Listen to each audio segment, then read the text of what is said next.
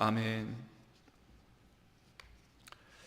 하나님의 말씀 함께 찾아보도록 하겠습니다. 오늘 우리에게 주신 하나님의 말씀은 마가복음 5장 1절에서 20절까지 말씀입니다. 좀 긴 말씀인데 1절에서 20절까지 말씀을 우리 한 절씩 나누어서 읽어보도록 하겠습니다.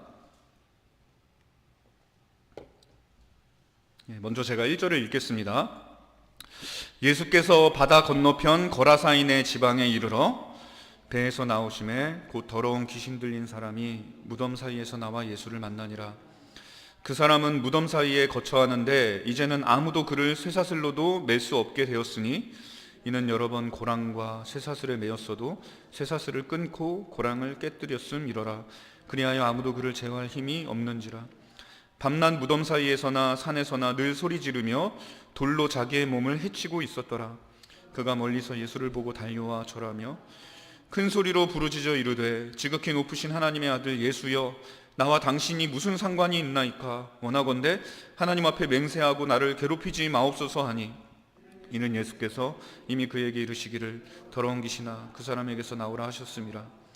이에 물으시되 내 이름이 무엇이냐? 이르되 내 이름은 군대니 우리가 많음이니이다 하고 자기를 그 지방에서 내보내지 마시기를 간구하더니, 마침 거기 돼지의 큰 떼가 산 곁에서 먹고 있는지라.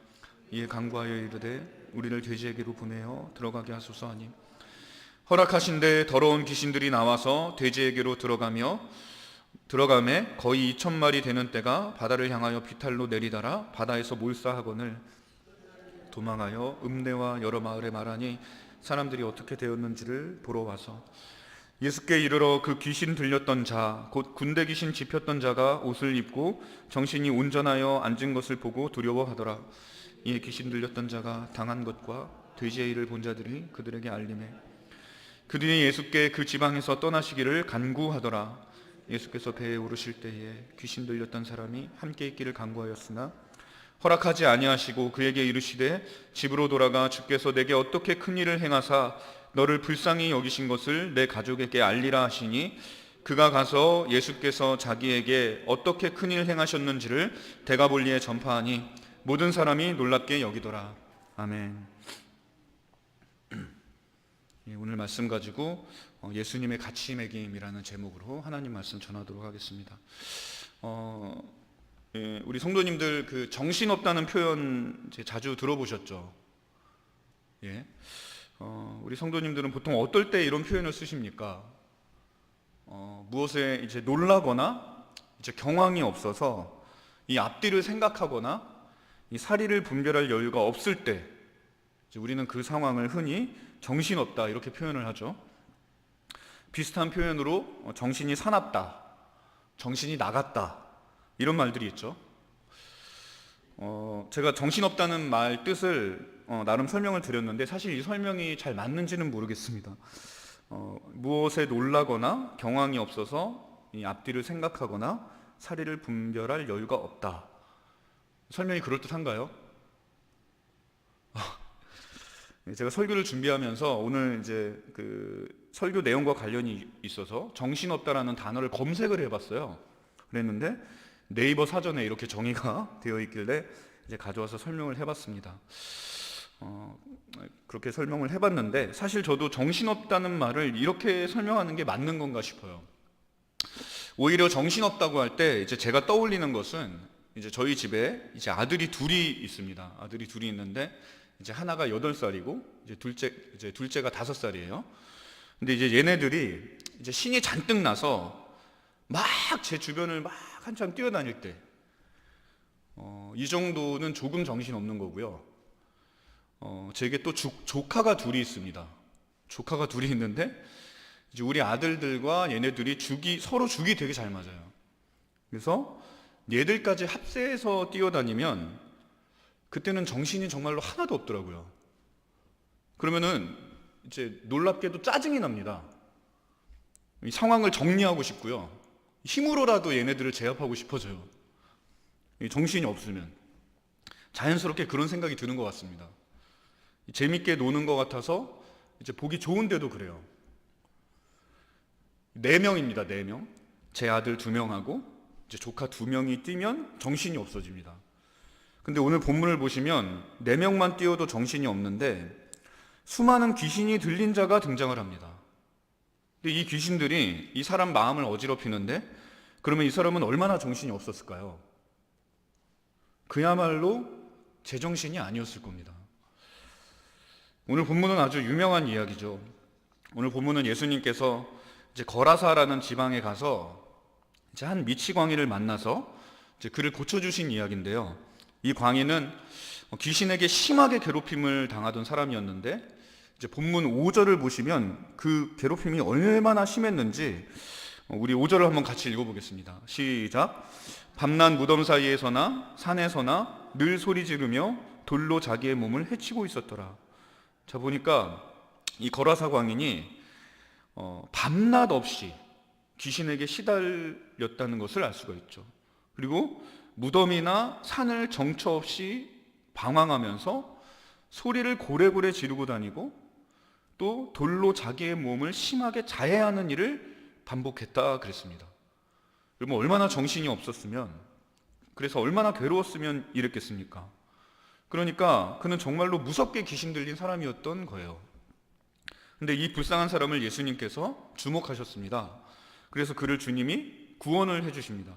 이제 그게 오늘 이야기의 골자인데, 그런데 예수님이 이 사람을 구원하는 과정에서 이제 무려 돼지가 2,000마리나 희생이 되게 되죠. 정확하게는 예수님이 희생을 시킨 거죠. 귀신들을 돼지떼에게 들어가게 하셨거든요.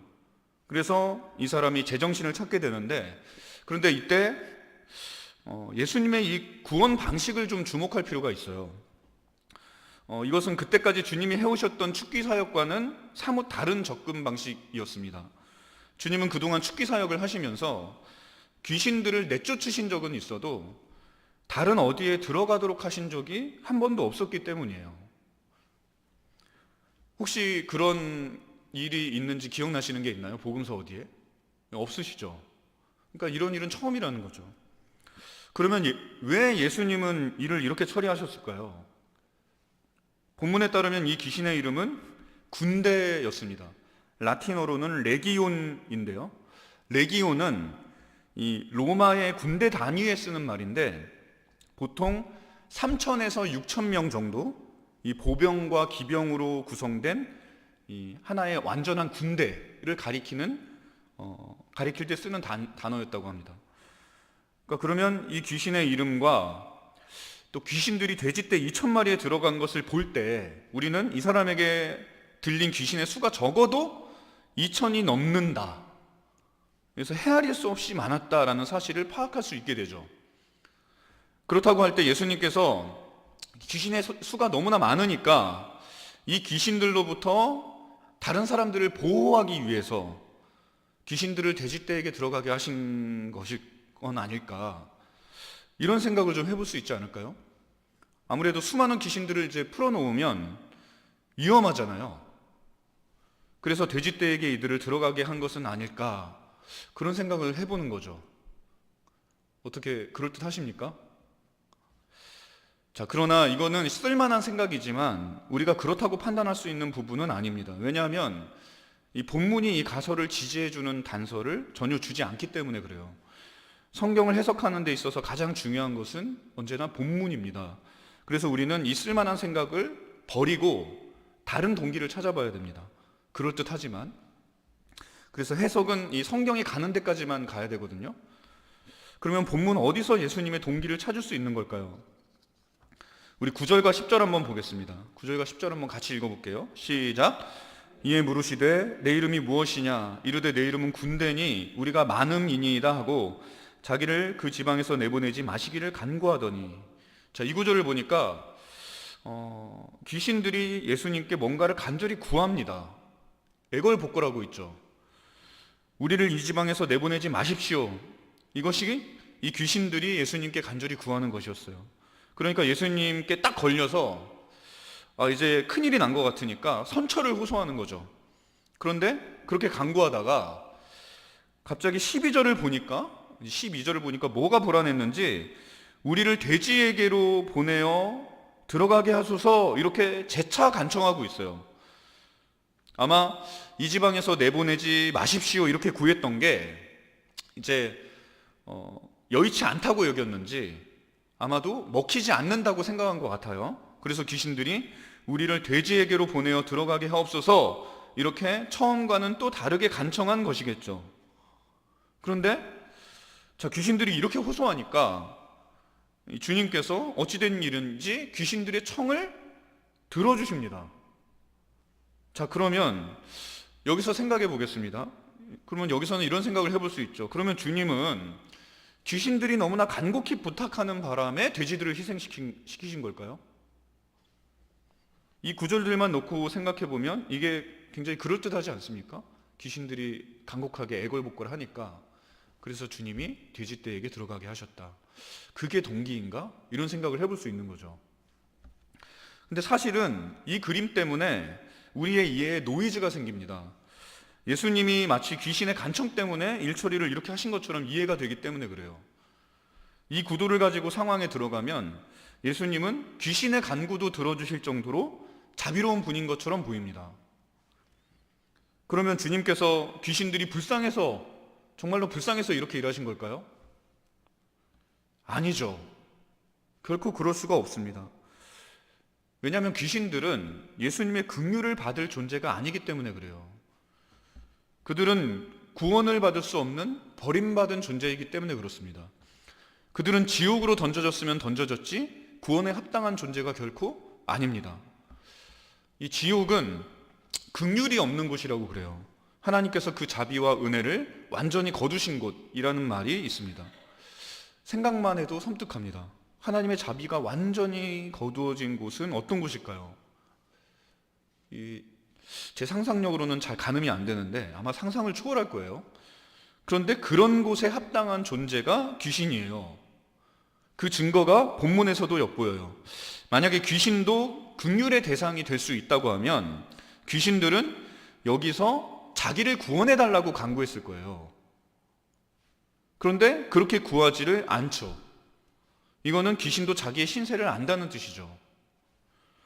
그러면 주님은 왜 이들의 청을 들어주시는 것처럼 행동하셨을까요? 마치 귀신도 배려를 해주시는 것처럼 불필요한 오해를 불러오면서 왜 주님은 이 군대 귀신을 돼지들에게 들어가게 했을까요?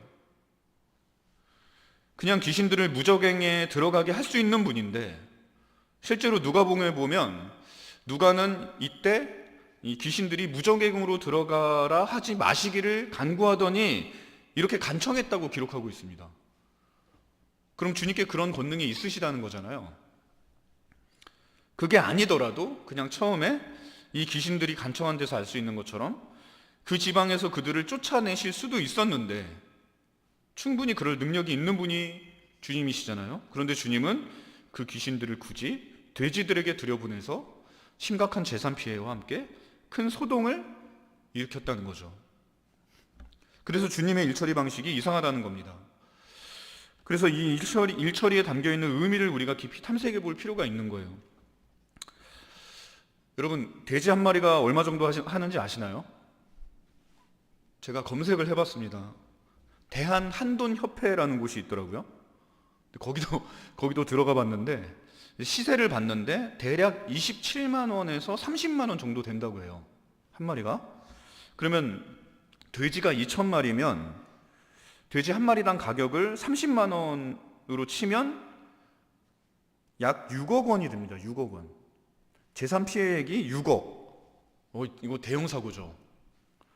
이거는 오늘날 기준으로 했을 때 이 가격이고요.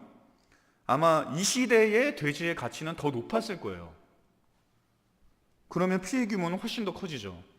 그러면 예수님이 이런 사실 모르셨을까요? 분명히 문제가 될 것을 아셨을 거예요. 그런데도 예수님은 이렇게 일을 하셨습니다. 그래서 결국 큰 사단이 나죠. 일이 커지자 사람들이 몰려들었습니다. 그리고 결과적으로 이 결정이 그 지방에서의 사역을 불가능하게 만들었습니다. 그래서 17절 보면 사람들은 심각한 재산 피해를 일으킨 예수님께 그 지방을 떠나시기를 간구합니다. 우리 16절과 17절 한번 읽어보겠습니다. 시작. 이에 귀신 들렸던 자가 당한 것과 돼지의 일을 본 자들이 그들에게 알림해 그들이 예수께 그 지방에서 떠나시기를 간구하더라. 자, 사람을 구했습니다. 생명을 구했잖아요. 그런데 그 지방 사람들이 여기를 떠나달라고 합니다. 뭐 때문일까요? 재산 피해 때문이죠. 재산 피해. 피해가 너무나 심각하니까 그래서 나가달라고 한 거죠. 그래서 주님은 그 지방을 쫓겨나듯이 떠나십니다. 18절 보세요. 같이 한번 읽어보겠습니다. 시작. 예수께서 배에 오르실 때에 귀신 들렸던 사람이 함께 있기를 간과하였으나, 자 보세요. 그 지방에 도착하자마자 예수님은 그 지방을 떠나셔야 했어요. 배에 오르셨잖아요. 그래서 거라사 지방에서 예수님의 전도 사역은 단 한 사람을 구원하는 데 그치고 맙니다. 사실상 사역이 불발된 거죠. 여러분, 이게 얼마나 낭비이고 얼마나 큰 실패인지 모릅니다. 예수님은 거라사 지방에 전도하러 오셨어요. 4장 1절과 2절을 한번 볼까요? 마가복음 4장 1절과 2절 같이 한번 읽겠습니다. 시작. 예수께서 다시 바닷가에서 가르치시니 큰 무리가 모여들거늘 예수께서 바다에 떠있는 배에 올라 앉으시고 온 무리는 바닷가 육지에 있더라. 이에 예수께서 여러 가지를 비유로 가르치시니 그 가르치시는 중에 그들에게 이르시되. 자, 여기 보니까 예수님은 이제 거라사 지방에 오시기 전에 바다 건너편에서 큰 무리들을 가르치셨다 했습니다. 예수님의 전도 사역은 그러니까 그곳에서 대성황이었던 거예요. 그런데 이제 4장 35절을 보면 그 지역에서 이제 그 사역이 끝나고 날이 저물었는데 어찌된 일인지 예수님께서 저편으로 건너가자 이렇게 제안을 하세요. 거라사 지방을 가야겠다는 겁니다. 잘 나가던 사역을 접고 예수님께서는 거라사로 건너가기를 원하셨어요. 왜일까요? 근데 그렇게 그곳을 떠나신 이유가 별다른 게 없습니다. 뭐 그 지방에서 무슨 문제가 생겨서 그랬는 것 같지는 않아요. 왜냐하면 거라사로 건너가셨다가 이제 이 거라사를 다시 떠나시면서 예수님이 처음 이 지역으로 다시 돌아오시거든요. 5장 21절을 보세요. 예수께서 배를 타시고 다시 맞은편으로 건너가시니 큰 무리가 그에게로 모이거늘 이에 바닷가에 계시더니. 자, 이 구절에 따르면 예수님은 다시 전에 있던 지역으로 가셨어요. 그리고 나서 주님은 이번에 거기에 머무셨습니다. 이에 바닷가에 계시더니 라는 뒷구절이 그거를 증거하는 거죠. 그러니까 예수님의 동기가 여기서 조금 걸러지는 거예요. 예수님은 무슨 다른 특별한 이유가 있어서 잘 나가던 사역을 접고 그 지역을 떠나신 게 아닙니다. 요한복음을 보면은 이 사역이 너무 잘 나가서 사람들이 예수님을 왕으로 삼으려 한 적이 있죠. 그래서 소동이 날까봐 예수님이 그 지역을 떠나신 적이 있습니다. 그런데 그런 이유 때문에 떠나신 게 아니라는 거예요. 다시 그 지역으로 돌아가신 것이 그 지역에서 아무 문제도 없었다는 것을 보여주잖아요. 그러니까 그저 주님은 거라사 지방에서도 전도를 하시기 위해서 배를 타고 그곳으로 건너가신 거예요. 동기는 단 하나뿐이에요. 전도. 그래서 거라사로 배를 타고 건너가셨는데, 그런데 그 가는 길에 공교롭게도 예수님 일행이 큰 광풍을 만나게 되죠. 이제 4장 36절 한번 보세요. 37절까지 또 한번 읽겠습니다. 시작. 그들이 무리를 떠나 예수를 배에 계신 그대로 모시고 가매 다른 배들도 함께 하더니 큰 광풍이 일어나며 물결이 배에 부딪혀 들어와 배에 가득하게 되었더라. 자, 전도하러 떠났는데 풍랑을 만났어요. 자, 게다가 이 풍랑이 보통 풍랑이 아니었습니다. 그들이 겪은 풍랑은 이 38절을 보면 제자들이 이러다가 죽겠다는 생각해야 될 정도로 그런 거친 풍랑이었어요. 광풍이었습니다. 38절 같이 한번 읽어볼까요? 시작. 예수께서는 고물에서 베개를 베고 주무시더니 제자들이 깨우며 이르되 선생님이여 우리가 죽게 된 것을 돌보지 아니하시나이까 하니. 자, 그러니까 정리해보면 거라사로 가는 길에 무슨 문제라도 있는 것처럼 이 풍랑이 가는 길을 막아선 겁니다. 그러면 보통 여러분 하나님 믿는 사람들은 이럴 때 무슨 생각합니까? 뭔가 좀 일을 해보려고 하는데 막 일이 안 돼요. 그럼 무슨 생각하죠? 이거 하나님의 뜻이 아닌가? 이게 아닌가? 이렇게 생각할 수 있잖아요. 그런데 주님은 아랑곳하지 않고 풍랑을 잠재우시고 거라사 지방으로 가셨어요. 주님은 계획을 그대로 강행하셨습니다. 관철하셨어요. 그렇게 해서 천신만고 끝에 겨우 도착한 곳이 바로 거라사 지방이에요. 그런데 거기서 겨우 한 명, 그것도 미치광이 한 사람만 고쳐주고 그 지역을 떠나야 하는 상황이 됐다는 거죠. 그리고 그냥 떠나기만 하는 상황이라면 모르겠는데 다시는 돌아오지 못할지도 모를 그런 상황까지 되어버렸습니다. 누가 이런 소동 일으킨 사람을 이렇게 환영해 주겠어요? 그러니까 상식적으로 생각하면 그 지역에서 전도의 문은 완전히 닫힌 것처럼 된 거예요. 그러면 이게 얼마나 기가 막힌 상황입니까? 여러분, 제자들이 여기서 무슨 생각했을까요? 제자들은 생각했을 겁니다. 잘 되던 사역을 접고 떠나자고 했을 때, 아니 왜 사역이 이렇게 잘 돼가고 있는데, 그런 생각했을 거예요. 근데 풍랑을 만났을 때도 아니 왜 거기 남아 있었으면 이런 고생 안 했을 텐데 그랬겠죠. 또 그 지방에서 쫓겨나게 되었을 때도 아니 왜 그렇게 고생해 가면서 건너왔는데 아무것도 못 건지고 가는구나, 그런 생각을 했을 겁니다. 그리고 이쯤 되면 아마 그들은 제 실패라는 단어를 조심스럽게 떠올렸을 거예요. 얼마나 큰 손실이고 큰 실패냐고요, 이게. 근데 예수님의 생각은 전혀 달랐습니다. 예수님은 그분의 사역에 만족하셨어요. 예수님에게는 이 한 사람이면 충분했습니다. 주님이 이 사람을 그 지방에 남겨두신 것이 그거를 증거해요. 주님은 그 사람을 씨앗으로 여기고 가능성으로 여기셨어요. 그래서 자신을 따르기 원하는 이 광인을 그곳에 심으셨습니다. 5장 18절 한번 보세요. 같이 읽겠습니다. 시작. 예수께서 배에 오르실 때에 귀신 들렸던 사람이 함께 있기를 간구하였으니. 예수님은 귀신의 청은 들어주셨는데 귀신 들렸던 사람의 청은 거절했습니다. 왜 그랬을까요? 18절에 따르면 이 사람은 예수님과 함께 있기를 간구했어요. 간절히 구했다는 거죠. 간청했다는 거죠. 애원한 겁니다. 귀신들이 그랬던 것처럼. 그런데 이번에 예수님은 그 청을 단호히 거절하십니다. 왜 이렇게 하신 것입니까? 이 사람 걷어도 되잖아요. 매달리고 간청하는데. 또 전도하러 왔으니까 한 사람이라도 건져야죠. 그런데 청을 거절하세요. 근데 그 이유가 뭐였어요? 예수님은 이제 거라사 지역에서 더 이상 사역을 할 수 없게 되었습니다. 그렇다면 누군가 그 일을 대신해야 됐습니다.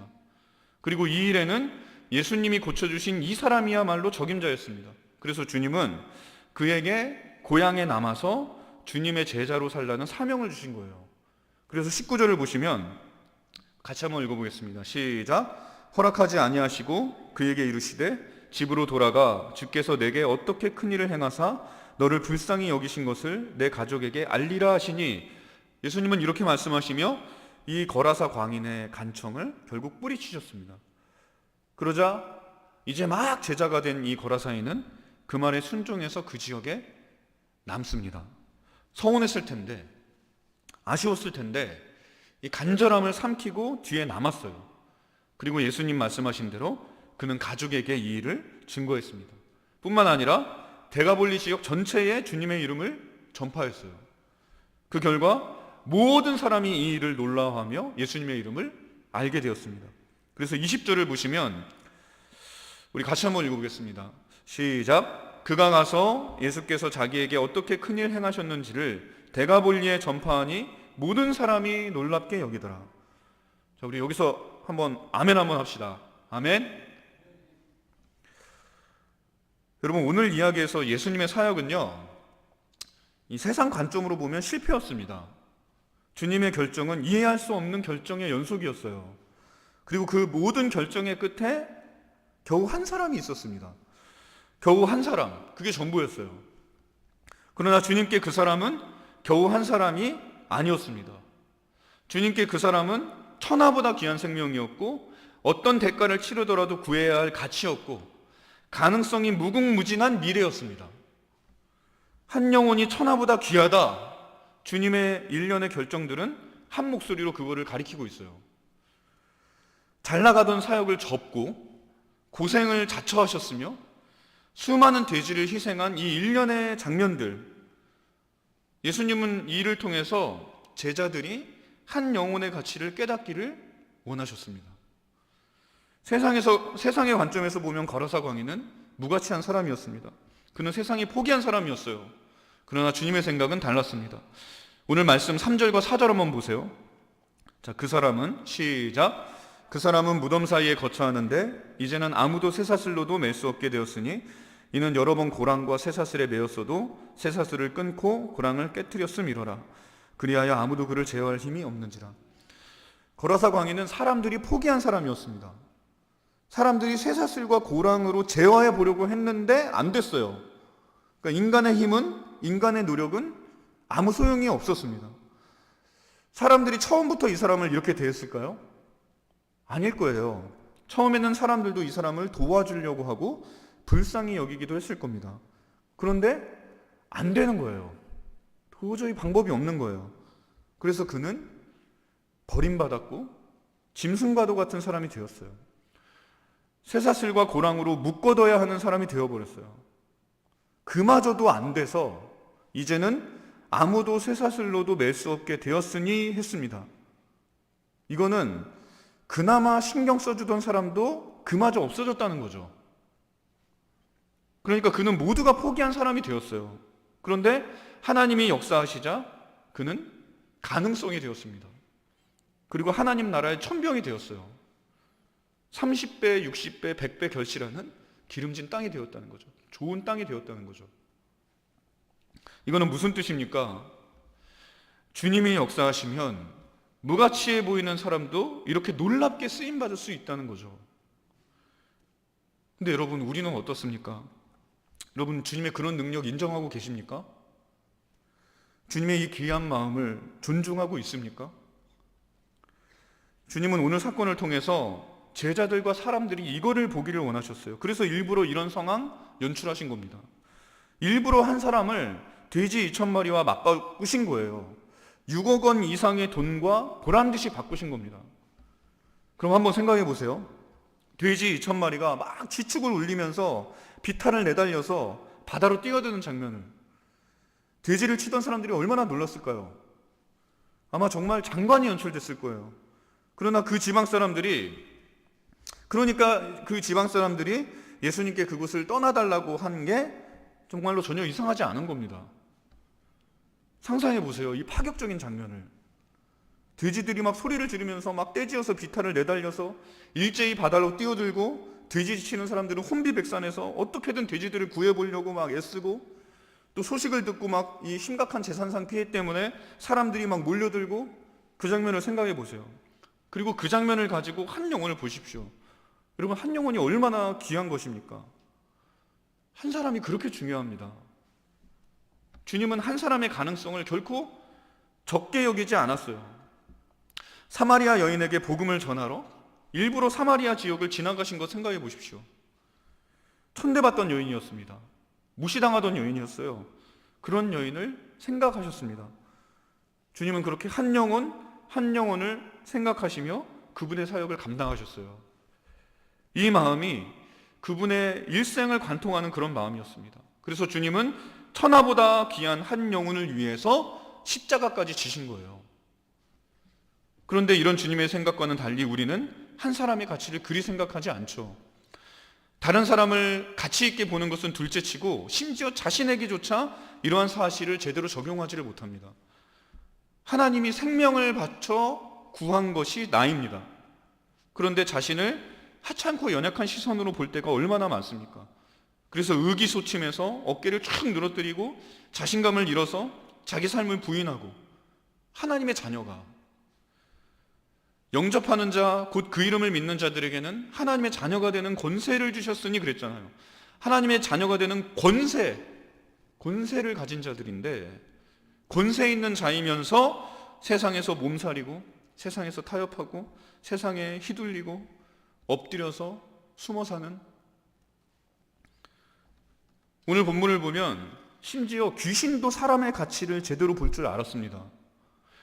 한 사람에게 수천 명의 귀신이 달라붙은 걸 보세요. 역설적으로 이거는 한 생명의 가치가 얼마나 중요한지를 깨닫게 해주는 거죠. 그런데 우리만 모릅니다. 우리만.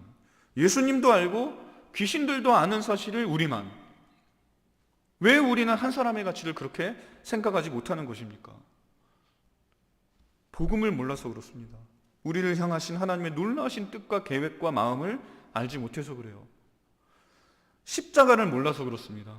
우리를 위해서 자기 몸을 찢으신 사랑을 잘 몰라서 그래요. 그래서 자기 몸을 아무렇지도 않게 함부로 굴리는 거예요. 우리는 예수님의 죽음과 희생이 수많은 생명을 살리기 위해 주신 것이며 나는 그중 하나에 불과하다, 이런 식으로 생각할 때가 많습니다. 나는 수십억 분의 1에 불과하다는 거죠. 그러나 아닙니다. 예수님은 수많은 사람을 위해 죽으셨지만 나 한 사람을 주목하시고 죽으신 거예요. 거라사 광인이 그걸 증언하지 않습니까?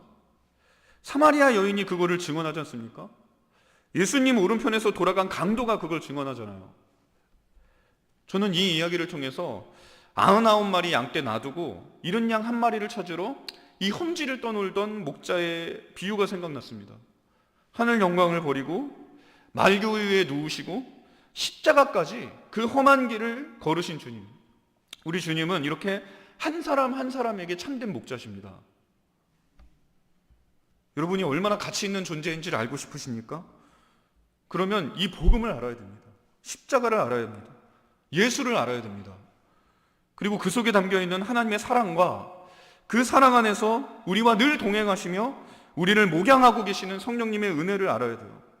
그러면 그때 사람에게 마땅히 매겨져야 할 가치가 제대로 매겨지게 되는 거예요. 그리고 그래야만, 그 위에 서야만 우리는 복음이 바라는 높고 존귀한 삶을 살아갈 수가 있습니다. 우리가 이렇게 귀한 자들입니다. 그러면 삶을 귀한 줄 알고 다뤄야죠. 요즘 코로나 사태가 길어지면서 이 주님이 세우신 이 귀한 정체성이 휘청이고 있는 현실을 봅니다. 사는 게 어려우면 정체성은 흔들리기 마련입니다. 그러면 다른 사람이 되기가 쉽죠. 절망의 포로가 된다거나 분노에 사로잡힌다거나 이 감염의 위험 때문에 생활의 제약도 많고 경제가 경색이 돼서 돈벌이도 쉽지가 않은 이런 어려운 현실 속에서 자기 긍정이 얼마나 어렵겠습니까? 자기 정체성이 얼마나 휘청거리겠습니까? 그러나 여러분의 가치가 어디 있는지를 생각하십시오. 우리는 주님이 목숨을 버려서 산 생명입니다. 여러분은 하늘 아버지의 자녀된 자들입니다. 우리는 성령 하나님이 늘 함께 하시는 인생입니다. 권세자들입니다. 존귀한 자들입니다. 여러분, 그런 인생을 어떻게 소망이 없다고 할 수 있습니까? 절망이 어떻게 우리를 삼킬 수 있겠습니까? 오늘 이 이야기에 담겨있는 주님의 마음을 생각하십시오. 돼지 2,000마리도 아깝지 않다 여기시고 한 생명을 구하신 사랑, 그 사랑에서 매일의 삶을 세우십시오. 하나님께는 여러분 한 사람 한 사람을 위한 구체적인 계획이 있습니다. 아주 구체적인 사랑이 있습니다. 벌레와 같고 안개와 같고 이름 없이 피었다지는 들풀과 같은 우리지만 세상은 우리를 그렇게 볼품없는 모습으로 만들지만 하나님은 한 사람 한 사람을 귀하게 여기십니다. 돼지 2,000마리보다 더, 십자가보다 더 귀하다 생각하십니다. 그것을 믿으시고 붙드십시오. 그리고 같은 마음으로 이 주 안에서 한 형제 자매 되게 하신 성도들을 생각하십시오. 만약에 우리가 예수님처럼 한 사람 한 사람의 가치를 매길 수 있다면 어떻게 될까요? 여러분, 누군가 여러분에게 잘못을 하고 큰 실수를 하죠. 그거 하나 가지고 그 사람의 가치를 매기지 마세요. 그게 그 사람의 전부가 아니지 않습니까? 그런데 우리는 실수 하나로 한 사람의 인생을 매도해요, 쉽게. 세상 사람들이나 하는 짓입니다. 70번에 7번이라도 용납해야 됩니다. 그럴 가치가 있는 게 성도예요. 귀신이 수천 마리가 들어가잖아요. 예수님이 우리 핏값으로 사셨잖아요. 그걸 가지고 한 영혼 한 영혼을 마주하면 그 마음으로 섬기며 사역을 감당하고 한 사람 한 사람을 주님의 제자로 세우면, 옥하는 목사님이 한 사람 철학 이런 말씀 많이 하셨거든요. 여러분, 이건 철학이 아닙니다. 주님의 마음입니다. 그래서 그런 마음을 가지고 우리 교회 섬기면 우리 교회 정말 단일만 나는 교회가 되고 주님께 귀히 쓰임받는 교회가 될 것입니다. 그런 마음으로 우리에게 맡기신 사명을 짊어질 수 있어야겠습니다. 그 마음이 여러분의 삶을 관통하게 하세요. 여러분, 그러면 소망 있고 존귀하고 위대한 미래가 우리의 삶을 찾아올 겁니다. 모두가 포기한 거라사 광인이었습니다. 그런데 그런 그가 하나님의 영광을 위해 귀하게 쓰임 받았습니다. 하나님이 역사하시면 이런 변화가, 이런 일들이 우리의 것이 될 겁니다. 얼마나 가슴이 뜁니까? 여러분, 복음과 함께 얼른 삶으로 돌아가고 싶지 않으십니까? 오늘 뛰는 가슴을 가지고 이 복된 소식과 함께 즐겁고 기쁜 마음으로 삶으로 돌아가시기를 바랍니다. 어렵고 힘든 현실이지만 하나님이 어떻게 큰 일을 행하시는지 볼 수 있는 현장으로, 하나님의 구체적인 사랑이 있는 그 자리로 즐겁고 기쁘게 돌아가시기를 주님의 이름으로 축원을 드리겠습니다. 우리 같이 찬양하시겠습니다. 이 시간 날 위하여 십자가에 찬송가 403장 함께 찬송하시겠습니다.